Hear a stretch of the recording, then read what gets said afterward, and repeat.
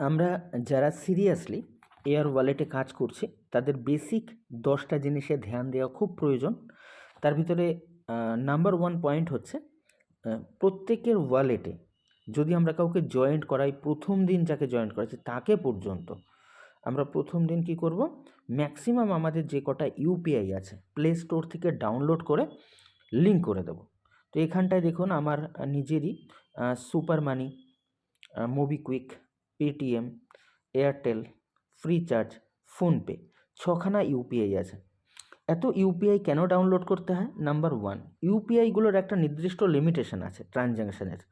দেখা যাচ্ছে আমরা যখন টোকেন কিনে বিক্রি করব, কেনার সময় হয়তো 2-4টে ইউপিআইতে কাজ মিটে যাবে, কিন্তু যখন সেল বসাবো তখন যেহেতু সেটা টুকরো টুকরো আকারে আমাদের অ্যাকাউন্টে ঢোকে, তাই আমাদেরকে ইউপিআইয়ের লিমিট বেশি রাখা প্রয়োজন পড়ে। তো এখানে সুপার মানি যে আছে এ দিনে 20টা ইউপিআই দেয়, মোবিকুইক দিনে 40টা ট্রানজ্যাকশান দেয়, পেটিএম 20টা দেয়, এয়ারটেল 20টা, ফ্রিচার্জ 40টা, ফোনপে 20টা। তাহলে যদি আমরা এখানে এই 6টা ইউপিআই ব্যবহার করি তাহলে কমসে কম 160খানা ট্রানজ্যাকশান আমরা পাবো। তো প্রত্যেক ট্রানজ্যাকশান যদি গড় 500 টাকা করেও হয়, তাও 80,000 টাকা ট্রানজ্যাকশানের লিমিট আমার থাকবে। গভর্নমেন্ট রুল অনুযায়ী দিনে 1 লক্ষ টাকা পর্যন্ত ইউপিআই ট্রানজ্যাকশান করা যায়। তো আমরা যদি দিনে 30,000 টাকা ট্রানজ্যাকশান করি তাহলে আমাদের 900 টাকা প্রফিট হবে ওটিপি ইউপিআই থেকে। আর যদি ব্যাংকের থেকে করি তাহলে ইনকাম হবে 1200 টাকা। তাহলে আমাদের প্রত্যেকের ইনকাম, যাদের দিনে 1000 টাকা ইনকামের টার্গেট আছে, তারা অবশ্যই ইউপিআই সেটআপটা ভালো করে নেব এবং ইউপিআইয়ের সঠিক ব্যবহার বুঝব। ইউপিআই যখন আমরা ব্যবহার করব আমাদের সবসময় খেয়াল রাখতে হবে, আমাদের ট্রানজ্যাকশানটা চেক করে দেখতে হবে যে আমি যে ইউপিআইটা ব্যবহার করছি আজকে তার লিমিট কটা আছে। অনেক সময় দেখা যায় যে আমরা লিমিটের ব্যাপারটা বুঝি না, আমরা সেল করার জন্য চেষ্টা করতে থাকি এবং আমাদের সেল যখন না হয় আমরা টেনশনে এসে যাই। তো সেটা কিভাবে বোঝা যাবে? যে কোনো ইউপিআইতে হিস্ট্রিতে গেলে বা ট্রানজ্যাকশান হিস্ট্রিতে গেলে আমরা দেখতে পাবো যে ওই দিন কটা ট্রানজ্যাকশান হয়েছে। যেমন এখানে একটা এক্সাম্পল দেখাই। এখানে আমাদের টোটাল 24শে নভেম্বর আজকে 1, 2, 3, 4, 5, 6, 7, 8, 9, 10, 11, 12তে 11টা মতন ট্রানজ্যাকশান আমাদের আজকে হয়েছে। তার মানে মোবিকুইক থেকে আজকে যদি সেল করি এখনও আমি কিন্তু 29টা ট্রানজ্যাকশান পাবো, কারণ মোবিকুইক 40টা ট্রানজ্যাকশানের লিমিট আমাকে দেয়। ঠিক এরকমভাবেই আমরা যদি ফ্রিচার্জে চলে যাই, যে কোনো ইউপিআই তার ট্রানজ্যাকশান হিস্ট্রিটা আমাদের দেখে দেখে কাজ করতে হয়। এটা যে কোনো জুনিয়র প্রথম দিক থেকেই যদি শিখে যায় তাহলে তার জন্য খুবই উপকারী হবে। তো এখানে যেমন ফ্রিচার্জে আমরা ঢুকলাম, ফ্রিচার্জে আজকে 1, 2, 3, 4, 5, 6, 7, 8, 9, 10টা ট্রানজ্যাকশান হয়েছে। তার মানে এখনও এখানে 30টা ট্রানজ্যাকশান বাকি আছে। তার মানে আমি যদি আজকে ফ্রিচার্জ দিয়ে সেল করতে যাই তাহলে কিন্তু আমি সেলটা খুব সহজে করতে পারবো, মোবিকুইক দিয়ে খুব সহজে করতে পারবো। ঠিক আছে? তাহলে আমাদের প্রথম টার্গেট রাখতে হবে যেটা, সেটা হচ্ছে আমাদের ইউপিআই বেশি করে অ্যাড করতে হবে। কখনো কখনো কোনোটা মেনটেন্যান্সে চলে যায়। যেমন এখানে দেখা যাচ্ছে এয়ারটেল এবং ফ্রিচার্জ এই মুহূর্তে মেনটেন্যান্সে আছে। যারা মেনটেন্যান্সে আছে তাদের দিয়ে অনেক সময় কেনা যায় কিন্তু বেচা যায় না। এই মুহূর্তের অভিজ্ঞতায় আমরা যা দেখতে পাচ্ছি, এয়ারটেল এবং ফ্রিচার্জ দিয়ে কেনা যাচ্ছে কিন্তু বিক্রি করা যাচ্ছে না। আবার কখনো কখনো কেওয়াইসি ব্যান হয়ে যায়, যেমন একদম নিচে ফোনপে আমার ব্যান হয়ে আছে, মানে এই কোম্পানি আমাকে এই ইউপিআইটা এই মুহূর্তে ব্যবহার করতে দিচ্ছে না। তো ইউপিআই ব্যান ছাড়ানোও খুব সোজা, এটা ছাড়ানো যায়, এর প্রসেসও খুব সোজা, সেটা শিখতে হবে। তো প্রথম দিকেই একদম আমাদের করণীয় যেটা, সেটা হচ্ছে ইউপিআই আমাদেরকে বেশি ডাউনলোড করে এয়ার ওয়ালেটের সঙ্গে কালেকশানে গিয়ে অ্যাড করে নিতে হবে। তারপরে আমাদের ব্যাংকের সংখ্যা বাড়াতে হবে।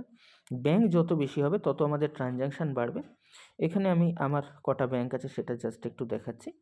ইউনিয়ন ব্যাংক একটা, কারেন্ট, সেভিংস, স্লাইসের current, savings, IndusInd bank current, Jio, Bandhan, Fino, Airtel, NSDL. Total প্রায় 7টা-8টা ব্যাংক এখানে আছে। ব্যাংক বেশি নেওয়ার উদ্দেশ্য হচ্ছে ট্রানজ্যাকশানের লিমিট পাওয়া। এক একটা ব্যাংকের দিনে 20টা করে লিমিটেশন থাকে। তার মানে আমি একটা ব্যাংক থেকে আনলিমিটেড কেনাবেচা করতে পারবো না 20টা। যেমন ইউপিআইগুলো কেউ আমাকে 20টা ট্রানজ্যাকশান দিয়েছে, কেউ আমাকে 40টা ট্রানজ্যাকশান দিয়েছে। এখানে আমি ধরে নেব গড় প্রত্যেকটা ব্যাংক 20টা ট্রানজ্যাকশান দিচ্ছে। তাহলে ইউপিআই আমাকে টোটাল 6টা ইউপিআই আমাকে যদি 160খানা ট্রানজ্যাকশান দেয়, তাহলে সেই 160খানা ট্রানজ্যাকশান করতে গেলে আমার অন্তত 8খানা ব্যাঙ্ক অ্যাকাউন্ট থাকা উচিত। এবং এই ব্যাঙ্ক অ্যাকাউন্ট বেশি থাকার পিছনে একটা সবচেয়ে বড় বেনিফিট এই যে আমরা একটা ব্যাংক থেকে যখন টোকেন কিনবো এবং সেই ব্যাংকেই বেচে টাকা ঢোকাবো, তখন ব্যাংক অ্যাকাউন্ট হোল্ড হয়ে যাওয়ার সম্ভাবনা থাকে। কারণ ব্যাংক সন্দেহ করে যে আমরা কি এমন কাজ করছি যে এই মুহূর্তে 5,000 টাকার কিনলাম, আবার 5,000 টাকা অ্যাকাউন্টে ঢুকিয়েও দিলাম, আবার 5,000 টাকার কিনছি, আবার 5,000 টাকা অ্যাকাউন্টে ঢুকিয়ে দিচ্ছি, তাহলে আমি টাকাটা নিয়ে করছিটা কি, এটা ব্যাংকের সন্দেহ হয়। ব্যাংক তখন কিন্তু ইউপিআই ট্রানজ্যাকশান আটকে দেয়। তখন ব্যাংকে গিয়ে কথা বলে প্রবলেম সর্ট আউট করতে হয়। কোনো কোনো ক্ষেত্রে মেলের মাধ্যমেও প্রবলেম সর্ট আউট করা যায়। তো আমি ওই ঝামেলা থেকে যদি বাঁচতে চাই, তাহলে আমার টার্গেট রাখতে হবে যে আমি নিজের ইচ্ছা মতন কোন ব্যাংকে টাকা ঢোকাবো সেটা আমাকে শিখতে হবে। যেমন আমরা যদি ফ্রি চার্জে কোনো টাকা ঢোকাতে চাই, তাহলে প্রাইমারি ব্যাংক আমাকে নিজে হাতে সেট করে নিতে হবে। এখানে ডিফল্ট বলে যে ব্যাংকটা আছে, ডিফল্ট ব্লু কালারের, ওটাই হচ্ছে প্রাইমারি ব্যাংক। অর্থাৎ কেউ যদি এই মুহূর্তে আমাকে ফ্রি চার্জে টাকা দেয়, তাহলে ডিফল্ট ইউনিয়ন ব্যাংকের কারেন্ট অ্যাকাউন্টেই টাকা ঢুকবে। এবার আমার মনে হলো না আমি সেভিংসে ঢোকাবো ইউনিয়নের, তাহলে মেক ডিফল্ট লেখা আছে। যে অ্যাকাউন্টটা আমি প্রাইমারি ব্যাংক করতে চাই সেটা স্লাইস হতে পারে, ইন্ডাসইন্ড হতে পারে, জিও হতে পারে, বন্ধন হতে পারে। তো সেই ব্যাংকের নামের পাশে যে মেক ডিফল্ট আছে সেটাকে টাচ করলেই প্রাইমারি ব্যাংক কিন্তু চেঞ্জ হয়ে যাবে। এবার দেখা যাচ্ছে ফ্রি চার্জের প্রাইমারি ব্যাংক বন্ধন আছে, অর্থাৎ কেউ যদি টাকা পাঠায় তাহলে টাকাটা আমার বন্ধন ব্যাংকে ঢুকবে ফ্রি চার্জের মাধ্যমে। ঠিক এরকমভাবেই আমাদের এয়ারটেল বলুন, মোবিকুইক বলুন, প্রত্যেকটা জায়গাতে কিন্তু সেট আপ করা যায়। যেমন মোবিকুইকে এইটা প্রথম দিনই আমাদের জুনিয়রদের শিখিয়ে দিতে হবে, যাতে তারা একই অ্যাকাউন্টে বারবার লেনদেন না করে, তাহলে তাদের অ্যাকাউন্ট হোল্ড হয়ে গেলে তারা টেনশনে এসে যাবে এবং জিনিসটা সম্বন্ধে নেগেটিভ ছড়াবে। তো এখানে দেখুন আমাদের যে মোবিকুইক ইউপিআইতে একদম ওপরে বাঁদিকে কোণায় যে রোবট আছে সেটা টাচ করলে এখানে দেখুন একটা অ্যাকাউন্ট আছে ম্যানেজ বলে লেখা, ম্যানেজ। তো এই ম্যানেজ অপশানে যদি আমরা টাচ করি, তাহলে এখানে যতগুলো ব্যাংক আমার ইউপিআই হিসাবে কানেক্ট আছে এখানে সব এখানে শো করবে। শো করলে আমি যে ব্যাংকটাকে এখানে প্রাইমারি হিসাবে দেব সেটাই কিন্তু প্রাইমারি ব্যাংক হিসেবে গণ্য হবে। তো এখানে ধরে নিলাম আমি এয়ারটেলটাকে প্রাইমারি ব্যাংক বানাতে চাই, এরকম একটা অপশান আসবে। এখানে একদম শেষের লিস্টে সেট অ্যাজ এ প্রাইমারি 2 নম্বরে, শেষের 2 নম্বর, এটা যেই টাচ করব সেই ওকে হয়ে গেল। তার মানে এই ক্ষেত্রে আমার কিন্তু প্রাইমারি ব্যাংক এয়ারটেল হয়ে গেল। তাহলে আমি কোন ব্যাংকে নিজের ইচ্ছা মতন ব্যাংকে যাতে টাকা ঢোকাতে পারি, এই শিক্ষাটা আমাদের কিন্তু নিতে হবে এবং জুনিয়রকে দিতে হবে। ঠিক আছে, এর উপরে ব্যাংক ম্যানেজমেন্টের উপরে একটা ভিডিও আছে, সেখানটায় দেখলে আপনারা আরও ভালো বুঝে যাবেন। তবু আমি পেটিএমেরটাও একটু এখানটায় দেখিয়ে দিই। পেটিএম যখন আমরা অপশানে যাব, তখন এটা তো একদম ওপরে কোনায় বাঁ দিকে এনআর লেখা, ওখানটায় টাচ করলে দেখুন ফোনের মাঝামাঝি ইউনিয়ন ব্যাংক অফ ইন্ডিয়া লেখা আছে, চেঞ্জ ব্যাংক। তো এই যে চেঞ্জ অপশানটা যদি আমরা টাচ করি, অনেক ব্যাংক চলে আসবে। যেটা আমরা প্রাইমারি ব্যাংক হিসেবে সেট করতে চাই সেটাতে টিক মেরে নিচেতে কনফার্ম প্রসিড করে দিতে হবে। তাহলে কি হচ্ছে, আমার ব্যাংক চেঞ্জ হয়ে যাচ্ছে, পেটিএমের ব্যাংকও চেঞ্জ হয়ে যাচ্ছে, নিজের ইচ্ছা মতন হয়ে যাচ্ছে। তো এরকমভাবে আমাদের প্রত্যেক জুনিয়রকে প্রথম দিনই ইউপিআই এর সঠিক ব্যবহার এবং তার প্রয়োজনীয়তা তাকে বুঝিয়ে দিতে হবে, ব্যাংকের প্রয়োজনীয়তা তাকে বুঝিয়ে দিতে হবে। ঠিক আছে, যে কেন ব্যাংক বেশি দরকার। এবার ব্যাংকের ব্যাপারটা যখন আসছে, তখন আরও একটা জিনিস বলি। ব্যাংক দুভাবে নর্মালি আমাদের লোকাল সিএসপি থেকে আমরা অ্যাকাউন্ট খুলতে পারি, যেটা এখানে গ্রান্ট হয় না ইউপিআইতে। বড় ব্রাঞ্চে গিয়ে আমরা খুলতে পারি, যেটা গ্রান্ট হয়। আর 3 নম্বর অপশান অনলাইন থেকে খোলা যায়। অনলাইন থেকে আমরা এখানে বিভিন্ন ব্যাংক পেতে পারি, যেমন ফিনো একটা ব্যাংক আছে, ফিনো ব্যাংক আমরা খুলতে পারি।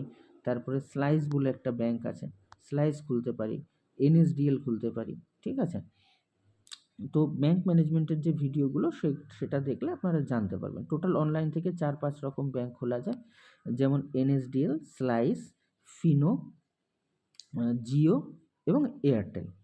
এছাড়া ইন্ডাসইন্ড ব্যাংকও খোলা যায়, ডিবিএস ব্যাংক খোলা যায়, ইন্ডিয়ান পোস্ট বলে একটা ব্যাংক আছে, ওটাও খোলা যায়। তো এরকম বেশ কয়েকটা অনলাইন ব্যাংক খোলা যায়। যখন কেউ জয়েন করবে, দেখা যাচ্ছে তার মেন যে ব্যাঙ্ক অ্যাকাউন্ট হতে পারে, তার স্যালারি অ্যাকাউন্ট হতে পারে, তার বিজনেস অ্যাকাউন্ট হতে পারে, তার লোনের ইএমআই কাটে কোনো অ্যাকাউন্ট, সেই অ্যাকাউন্টটা ব্যবহার করতে দেওয়া যাবে না মার্কেটে। সেই অ্যাকাউন্টটা বাদ দিয়ে বাকি আদার্স তার যদি কোনো পড়ে থাকা ব্যাঙ্ক থাকে যেটা নর্মাল ইউজ হয়, সেটা সে অবশ্যই ব্যবহার করতে পারে।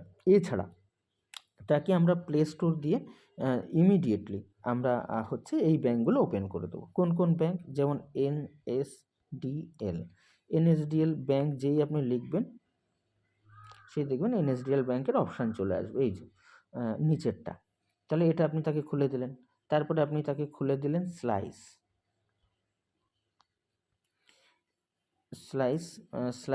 ব্যাঙ্ক, এরকম সিম্বল নিচেরটা স্লাইস ব্যাঙ্ক। এছাড়া আপনি খুলবেন তাকে Airtel payment bank,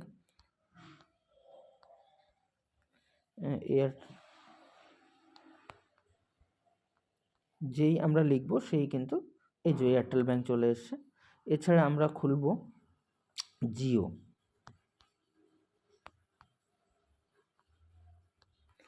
Jio bank, এটা সিম্বল এরকম থাকবে। এছাড়া তাহলে আমরা কি দেখলাম? Fino, slice, Jio, Airtel, NSDL. এছাড়া ইন্ডাসইন্ড ব্যাঙ্ক খোলা যেতে পারে।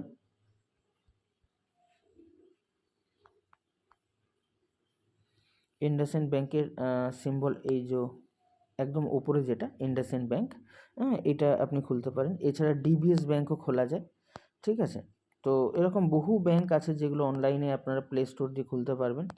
তো এইগুলো খুলে নিলে সুবিধা কী হবে? যার যত ব্যাঙ্ক বেশি হবে সে তত লিমিট বেশি পাবে, সে তত ইনকাম পাবে। জয়েনিংয়ের প্রথম দিনই যদি আমরা ভিতটা মজবুত করে দিতে পারি তাকে, তাহলে সে কিন্তু প্রথম দিন থেকে ভালো ইনকাম পাবে, সে টিকে যাবে। আর যদি তার একটা দুটো অ্যাকাউন্ট হয় সে তেমন ইনকাম পাবে না, সে কিন্তু হারিয়ে যাবে। তাই অ্যাজ এ লিডার আমরা যারা টিম বানাতে চাই, আমাদের প্রথম কাজ জয়েনিংয়ের প্রথম দিনই প্লে স্টোর থেকে ব্যাঙ্কগুলো নামিয়ে ভিডিও কেওয়াইসি কমপ্লিট করে অ্যাকাউন্টগুলো প্রত্যেকটা ইউপিআইয়ের সঙ্গে কানেক্ট করতে, ঠিক আছে। প্রত্যেকটা ইউপিআই, ধরুন 5টা অ্যাকাউন্ট খুললেন, তো 5টা অ্যাকাউন্টই মোবিকুইকের সঙ্গে, ফ্রিচার্জের সঙ্গে, পেটিএম, এয়ারটেল, ফোনপে, হ্যাঁ, এদের সঙ্গে কানেক্ট করে দেওয়া খুব প্রয়োজন। সুপার মানি, যে কটা ইউপিআই আছে প্রত্যেকটা ইউপিআইতে আমরা যখন যাই সেখানটায় যে চেক ব্যালেন্স অপশান থাকে, অথবা আমরা কিউআর কোডটা স্ক্যান করি পেমেন্টের জন্য, তখন কিন্তু ব্যাঙ্ক অ্যাড করার অপশান আসে। এটা কীরকম আমি একটা এক্সাম্পল হিসেবে দেখিয়ে দিচ্ছি। এটা যেমন ফ্রিচার্জ, চেক ব্যালেন্স আছে, চেক ব্যালেন্সের একদম নিচে যদি আমি চলে যাই তাহলে অ্যাড নিউ অ্যাকাউন্ট আছে। এখানে প্লাস করে আপনার যে অ্যাকাউন্টটা খোলা আছে সেটা আপনি টাচ করলেন। ধরুন আমি এখানে অ্যাক্সিস ব্যাঙ্কটা লিখলাম, হ্যাঁ, তো এখানে যদি আমার থাকতো তাহলে অ্যাড হয়ে যেত, যেহেতু নেই সেহেতু এটা কিন্তু অ্যাড হচ্ছে না। এবার ধরুন আপনার যে অ্যাকাউন্টটা আছে সেটা যে কোনো অ্যাকাউন্ট হতে পারে, ব্যাঙ্ক অফ বরোদা হতে পারে। তো আমি এখানে ব্যাঙ্ক অফ বরোদা একবার ট্রাই করি, না, ব্যাঙ্ক অফ বরোদা তো আমার অ্যাকাউন্ট খুঁজে পেলো না। তো এই কারণে কি হচ্ছে, আপনাকে ব্যাঙ্ক অ্যাকাউন্ট প্রত্যেকটা ইউপিআই খেয়াল রাখতে হবে। Freecharge, PhonePe, MobiKwik, Airtel, super money, এগুলো হচ্ছে কিন্তু সব আপনার ইউপিআই, এরা কোনো ব্যাঙ্ক না, এরা হচ্ছে মাধ্যম আপনার পেমেন্ট করার জন্য। আপনার আইডির সঙ্গে মানে এয়ারের আইডির সঙ্গে ইউপিআইগুলো অ্যাড হওয়া দরকার। আর প্রত্যেকটা ইউপিআইয়ের সঙ্গে এক একটা ইউপিআইতে যতগুলো ব্যাঙ্ক অ্যাকাউন্ট আমরা অ্যাড করতে চাই সেগুলো অ্যাড করে নেওয়া উচিত। তাহলে এটা গেল, এটা একটা সুন্দর সিস্টেম। এবার আমাকে তাকে একটা জিনিস জানিয়ে দিতে হবে, এখান থেকে ইনকাম কিভাবে হয়, ঠিক আছে। ইনকাম এখান থেকে হয় যখন সে কেনা এবং বেচা করে। যখন সে কিনতে যাবে, কেনার সময় এই যে বাই অপশান একদম ডান দিকে মাঝামাঝি বাই অপশান দুটো সাইড আছে, একটা ব্যাঙ্ক, একটা ওটিপি ইউপিআই। তো ব্যাঙ্কের থেকে কিনলে 6% কেনার মুখে, আর ওটিপি ইউপিআই থেকে কিনলে 5%। তো এরও একটা স্ল্যাব আছে, এটা প্রত্যেকের জেনে নেওয়া উচিত। তো এখানে মোটামুটি ডিফল্ট অবস্থায় থাকে, ডিফল্ট অবস্থায় যখনই আমরা ওটিপিতে যে মিক্স অবস্থায় আছে, তো এটা সাজিয়ে নিতে হয়। একটা আছে লার্জ, একটা আছে স্মল। স্মলে যদি আমি টাচ করি তাহলে ছোট থেকে বড় সেজে যাবে, তার মানে যত আমি নিচের দিকে যাব তত ছোট আসবে, বড় আসবে, ঠিক আছে, বড় আসবে, বড়, ঠিক আছে। আর যদি আমি লার্জ অপশানে ক্লিক করি তাহলে কি হবে, বড় থেকে ছোট, প্রথমে বড় থাকবে, পরে আস্তে আস্তে ছোট আসতে থাকবে। তো আমরা যখন শুরুতে কাজ করি তখন আমাদের ছোট নিয়েই কাজ করতে হয়। তো 100 থেকে 300 পর্যন্ত টোকেন আমরা যখন কিনি তখন আমাদের সর্বোচ্চ 5% কমিশন দেয় এআর। মানে আমি যদি 200 টাকার টোকেন কিনি তো 5% মানে 10টা টোকেন আমি এক্সট্রা পাবো, 10, ঠিক আছে? তেমনিভাবে 300-র পরে 1000 পর্যন্ত আমাদের দেবে 4%। তার মানে আমি 500-তে কিনি, 700-তে কিনি আর 1000-এ কিনি, যত টাকারই কিনি না কেন 300 থেকে 1000-এর মধ্যে আমাকে এক্সট্রা 4% দেবে। তার মানে আমি 1000 টাকার কিনলে আমাকে 40টা টোকেন এক্সট্রা দেবে। বেচার সময় 1% আলাদা। আবার 1000 থেকে 2000 পর্যন্ত এই সময় 3% থাকে। তার মানে আমি যদি 1500 কিনি বা 2000 কিনি, টোটাল যে 1000 থেকে ওপরে 2000-এর ভেতরে 2000 পর্যন্ত যতগুলো টোকেন কিনবো আমি সেখানে কেনার মুখে 3% পাবো। তো ধরুন 2000 টাকার কিনলাম, 3% মানে 60টা টোকেন আমি ফ্রি পাবো, 60 টাকা। তো সেমভাবে দেখা যাচ্ছে ব্যাংকের ক্ষেত্রে একটু ডিফারেন্স, কেনার মুখে সব জায়গায় 1% বেশি। 100 থেকে 300 এখানে যেই আমরা ব্যাংকে যাব, ব্যাংকের মাধ্যমে কেনাকাটা করতে যাব, তখন একটা সমস্যা কি, এখানে সবসময় টোকেন পাওয়া যায় না। এখানে খুব ক্রাইসিস, যেহেতু প্রফিট এখানে বেশি থাকে তাই লোক এখানে ওত পেতে থাকে। তবে একটা জিনিস খেয়াল করে দেখা গেছে, রাত 12টা থেকে সকাল 5টা পর্যন্ত এখানে কিন্তু টোকেন মোটামুটি অ্যাভেলেবেল পাওয়া যায়, বড় ছোট মিলিয়ে। তো যারা ব্যাংকে হেভি প্রফিট করতে চায় তারা অবশ্যই সকালের এই টাইমটা ব্যবহার করতে পারে। তো এখানে 300 টাকা পর্যন্ত দেয় হচ্ছে আপনার 6%, 1000 টাকা পর্যন্ত 300 থেকে দেয় আপনার 5%, আর 2000 টাকা পর্যন্ত দেয় 4%, আর 2000-এর ওপরে 50,000 পর্যন্ত কেনার মুখে দেয় 3%, আর সেলে 1%। তাহলে টোটাল 7% প্রফিট কিন্তু এখানে আমরা পাচ্ছি, ঠিক আছে? তাহলে আমরা কেনার সময় যদি হিসাব করে কিনতে পারি তাহলে আমরা কিন্তু প্রফিটেবল থাকবো। যেমন দেখা যাচ্ছে আমি যদি ওটিপি ইউপিআই থেকে কিনছি, কথার কথা আমি 2100 টাকার একটা টোকেন দেখলাম, আমি এখানে একটা এক্সাম্পল দিচ্ছি। দেখুন 1500 টাকায় 45 টাকা পাওয়া যাচ্ছে, আবার 2100 টাকায় 42 টাকা। কেন বলুন তো? 2000-এর উপরে যেই গেছে সেই তো কমিশন কমে গেছে, 2% হয়ে গেছে, তাই 42। আর 2000-এর ভেতরে 1500 থাকার কারণে 45 টাকা 3% হিসাবে পেয়ে গেছে। তো এগুলো হিসাবের ব্যাপার।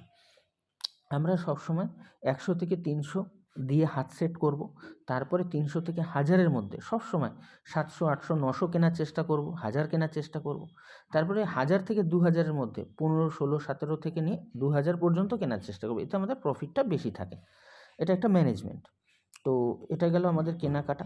এবার এই কিনতে গিয়ে অনেক সময় কি হয়, আমাদের 3 নম্বরে গিয়ে আটকে যায়, ঠিক আছে? টোকেন হাতে আসে না। এর পেছনে কারণ হচ্ছে আমরা যখন বাই করি দেখা যাচ্ছে আমাদের যে পেমেন্টটা, সেই পেমেন্টটা যদি পরে যায় আর আমরা সাবমিট যদি আগে করি তাহলে কোম্পানি 3 নম্বরে হোল্ড করে দেয়, ঠিক আছে? তো 3 নম্বরে হোল্ড হবে না কেন, এটা আপনাকে প্রসিজারটা জানতে হবে। তাহলে আপনি কখনোই সমস্যায় তেমন একটা পড়বেন না। একান্ত যদি এক আধবার পড়েন তাহলে কাস্টমার কেয়ারে কথা বলে কীভাবে সেটা সলভ করতে হয় সেই ভিডিওটা দেখে নেবেন। আমরাও যখন কাজ করি আমাদেরও দিনে 10 বার কেনাকাটা করলে 2 বার কিন্তু আমাদের এই প্রবলেমটা হয়। এটা স্বাভাবিক ব্যাপার। মানে 3 নম্বরে গিয়ে আটকে যায়, তখন আমরা কাস্টমার কেয়ারে কথা বলে কিন্তু প্রবলেমটা সর্ট আউট করে নিই, ঠিক আছে? তো এইখানটায় দেখা যাচ্ছে এবার সেলের প্রসেসটা আমাদের শিখে নিতে হয়। সেল এআরবিতে গিয়ে, এবার সেল এআরবিতে গিয়ে দেখা যাচ্ছে আমার এখানে 100 পয়েন্ট মাত্র সেল করার মতন আছে, খুচরোটা সেল করা যায় না। কেনার সময় আপনি প্রফিট পাবেন খুব ভালো। কেনার সময় এখানে আমি অনেকক্ষণ টাইম হয়ে গেছে বলে ক্যান্সেলটা অর্ডার করে দিচ্ছি। তো সেলের সময় সবসময় খেয়াল রাখবেন একসঙ্গে 5000 সেলে বসাবেন না, 4900 সর্বোচ্চ অ্যামাউন্ট আমরা সেলে বসাতে পারি। 5900 সর্বোচ্চ অ্যামাউন্ট, তার উপরে সেলে কেন বসাবো না? তাহলে দেখা যাচ্ছে বড় বড় অ্যামাউন্ট অ্যাকাউন্টে ঢুকবে, এবং অনেক সময় লিন অ্যামাউন্ট আমাদের অ্যাকাউন্টে ঢুকে যায় এই সোর্সে। তাহলে লিন অ্যামাউন্ট কি এটা আমাদের প্রথমে জানা প্রয়োজন। প্রত্যেক অ্যাসোসিয়েটকে প্রথম দিনই কিন্তু আমাদের লিন অ্যামাউন্টটা জানিয়ে দিতে হয়, শিখিয়ে দিতে হয় যে দাদা এইটা কিন্তু লিন অ্যামাউন্ট, আপনারা সবসময় এখানটায় খেয়াল রেখে কিনবেন। এবার ধরুন আমি এখানে সেল করতে চাই, দেখুন 5200 আছে কিন্তু আমি 4900ই সেল করব সর্বোচ্চ। আমি 10,000, 15,000 যাই কেনাকাটা করি না কেন, বেচার সময় সর্বোচ্চ 4900। তাহলে কি হবে, আমার অ্যামাউন্টটা ছোট ছোট অ্যামাউন্টে সেল হবে, মিডিয়াম সাইজে। আমি যদি 1000 টাকা সেলে বসাই তাহলে অতিরিক্ত টুকরো টুকরো হয়ে যাবে। এই যে এখানে আমি ওটিপি ভেরিফিকেশন করলাম, করে সেল করে দিলাম। আগে এমন একটা সিস্টেম ছিল যেখানটায় আমরা নিজেরা মিনিমাম 100-200 টাকা কিনে তবে আমরা সেলে বসাতে পারতাম। এখন সেই সুযোগটা অনেক ডেভেলপ হয়েছে, এখন কিন্তু আমরা ডাইরেক্ট সেলে বসাতে পারছি। ঠিক আছে, এবার সেল হতে এখন একটু টাইম লাগে, নো ইস্যু, ওইগুলো সময় মতন আবার আপডেট হতে থাকে। তো কেনার সময় কিছু টাস্ক থাকে, যতবার আপনি কিনবেন কোম্পানি থেকে একটা বোনাস দেয়। এটা বোনাসটা থাকে মাই অপশানের বাঁ দিকে রিওয়ার্ড অপশানে গেলে টাস্ক বলে একটা অপশান আছে ফোনের মাঝামাঝি, এটা যেই আমরা টাচ করব যতবার আমরা কিনবো কেনার জন্য একটা দেবে। এই যে ডেলি টাস্ক, এখানে আমি যদি এখন বাই করি তাহলে আমাকে 3 ARB দেবে, এর পরের বাইটাতে 5 ARB দেবে, তার পরেরটায় 7 ARB, তার পরেরটায় 10 ARB, টোটাল আপনার 27 ARB দেবে। এছাড়া টিম বানালে এখানে রেফারেল বোনাস যেটা পাওয়া যায় সেটা তো পাওয়া যায়ই, তাছাড়াও এক্সট্রা কোম্পানির তরফ থেকে এই যে স্টেপ বাই স্টেপ 58 টাকা, 128 টাকা, 138, 300 টোকেন কিনতে গিয়ে এই যে 3 নম্বরে আটকে যায়, এই পজিশনে কাস্টমার কেয়ারে কথা বলে কিভাবে টোকেনটা ছাড়াতে হয় এটা প্রথম দিনই আমরা আমাদের মেম্বারদের শিখিয়ে দিতে পারি, তাহলে তাদের আর অসুবিধা হবে না।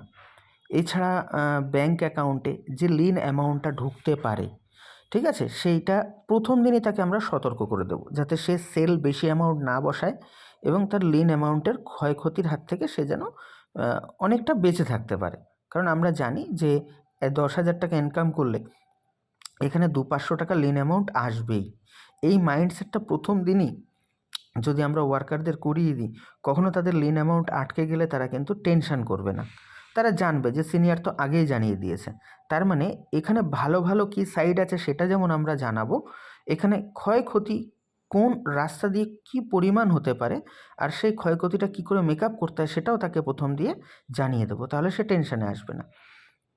তো কেউ যদি কাস্টমার কেয়ারে কথা ভালোভাবে বলতে পারে তাহলে সে যদি সারাদিন ওটিপি লিমিট শেষও হয়ে যায় তাও কিন্তু সে কেনাকাটা করতে পারবে অ্যাপেল অপশানের মাধ্যমে।